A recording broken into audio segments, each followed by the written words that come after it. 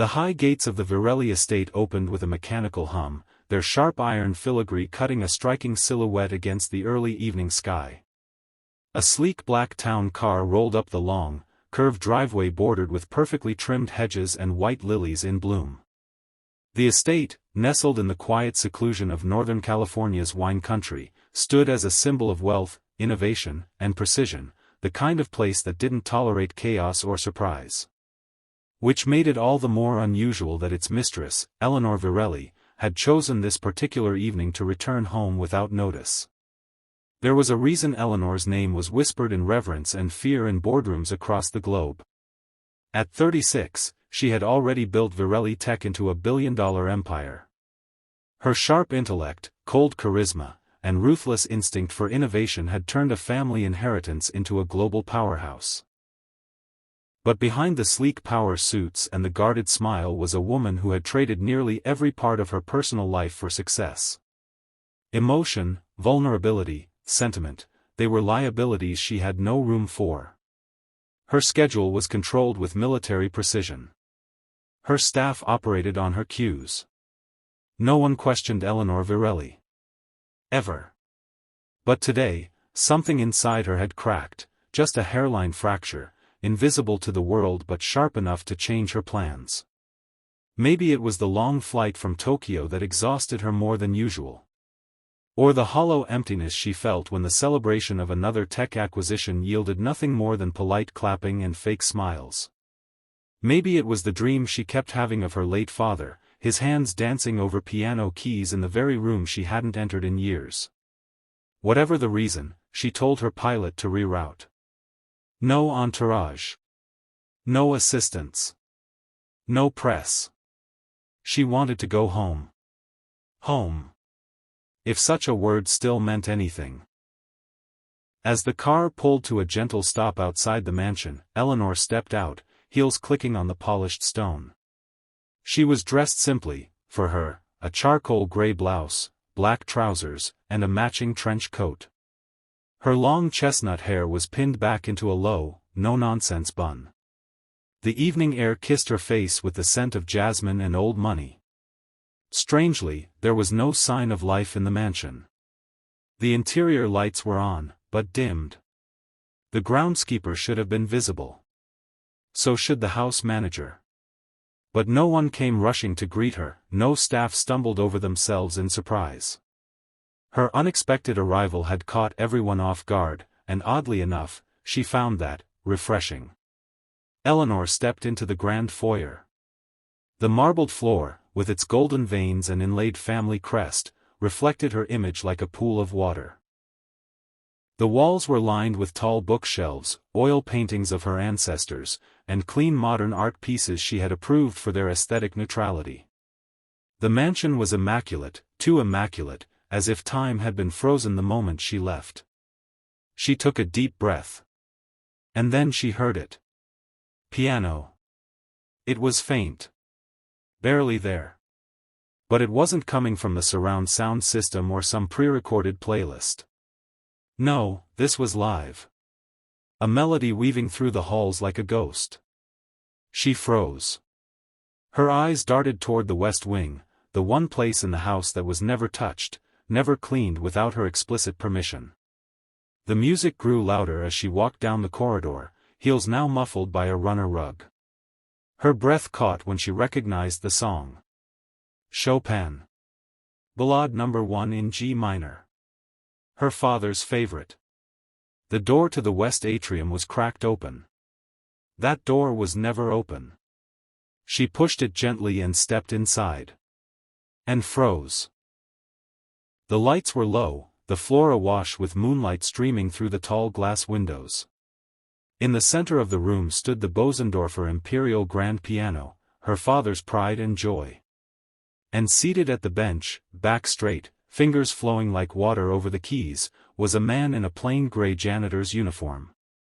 His head bowed, eyes closed, lost in the music.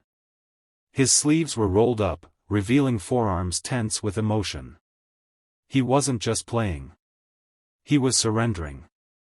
The piano sang with raw beauty, so full of sorrow and longing that Eleanor felt her throat tighten. Her chest ached. Memories she had buried deep rushed up like a crashing tide, her father laughing softly as he played that very song, her sitting at the edge of the bench, just a girl in love with her daddy's music, the way his hands would tremble at the high notes, the stroke that silenced them forever. The final chords faded into the stillness. The man lifted his fingers gently from the keys, like he was afraid to wake the ghosts. And then he turned. Eleanor stepped back involuntarily. He was younger than she expected. Late 30s, maybe 40. Clean-shaven, lean, with olive-toned skin and deep-set eyes that looked older than his face.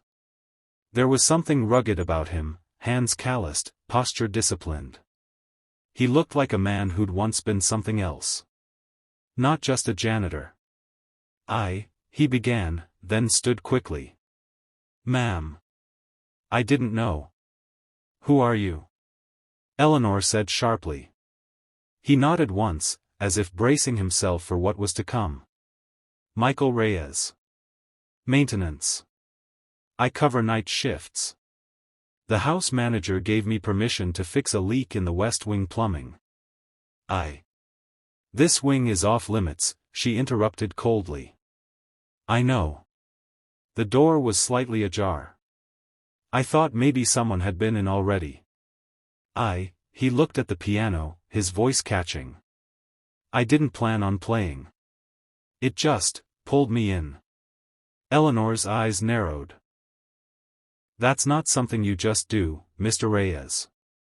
That piano was my father's. No one touches it. He looked down, genuinely ashamed. I understand. I'll leave. Not so fast. Her voice softened, despite herself. Where did you learn to play like that? He hesitated. Before I was a janitor, I was a musician.